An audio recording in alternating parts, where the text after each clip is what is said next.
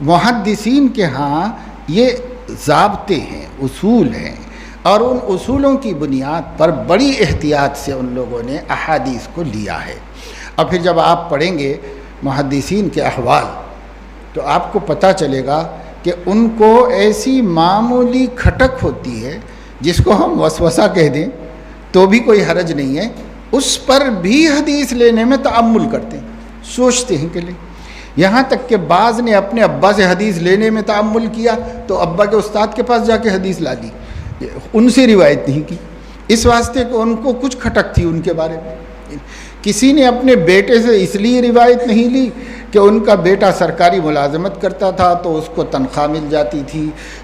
سرکار سے، اور سرکار کی آمدنیاں مشتبہ ہو سکتی ہیں، لہذا مشتبہ کھانے والے سے میں حدیث کیسے لوں، تو اس لیے انہوں نے اس سے حدیث ہی نہیں لی۔ تو احادیث کے لینے کے سلسلے میں اتنی احتیاط کہ ابا سے حدیث نہیں لی۔ کیوں نہیں لی ابا سے حدیث؟ تو ابا کو جو ہے طبیعت ناساز ہوئی تھی، حکیم صاحب آئے اور حکیم صاحب نے کہا کہ لوکی کو ببول میں رکھ کے آگ کے اس کا پانی ان کو پلاؤ۔ پوچھا یہ کیوں پلایا جانا چاہیے، کیا مرض ہے؟ تو کہا کہ جگر پر ورم آ گیا ہے، جگر کمزور ہے۔ انہوں نے طے کر لیا کہ جگر کمزور ہے تو حافظہ پر اثر پڑتا ہے اس کا، لہذا اب اس کے بعد یہ جو روایتیں ان سے نہیں لینی چاہیے، ان کے استاد سے جا کے لے لینا چاہیے روایت، اس واسطے کہ ممکن ہے کہ ان کے حافظے پہ اثر پڑا ہو کیونکہ جگر کمزور ہے، حکیم صاحب جگر کا علاج کر رہے ہیں۔ تو کہاں تک آپ دیکھیں تو تصور کی دنیا میں ایسی احتیاطوں کا تصور مشکل ہے جو محدثین نے کیا کہ وہ گئے حدیث لینے کے لیے تو ٹوکرا بتا رہا تھا گھوڑے کو، تو انہوں نے کہا کہ اس کے اندر ہے بھوسا کھلانے کا؟ کہا ہے نہیں، صرف بلانے کے لیے تو بڑا طریقہ ہوتا ہے بلانے کے۔ تو کہا کہ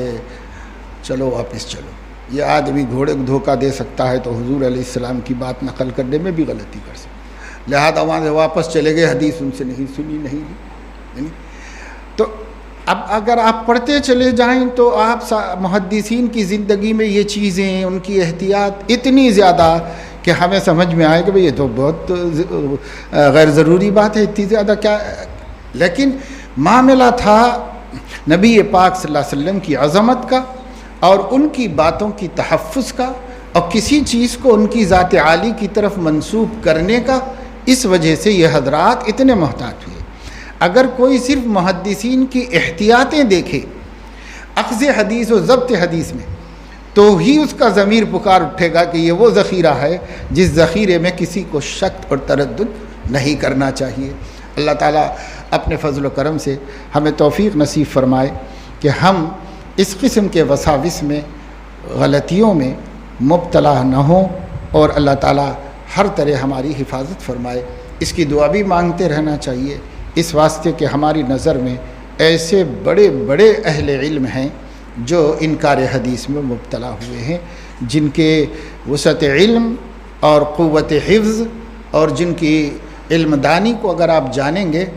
تو عقل باور نہیں کرتی کہ یہ آدمی کیسے بھٹک گیا، لیکن من یضلل اللہ فلا ہادی لہ۔ اس وجہ سے اللہ سے ڈرتے بھی رہنا چاہیے، دعا بھی مانگتے رہنا چاہیے، اور اپنے علم پر ناز اور اعتماد نہیں کرنا چاہیے۔ سبحانک اللہم و بحمدک۔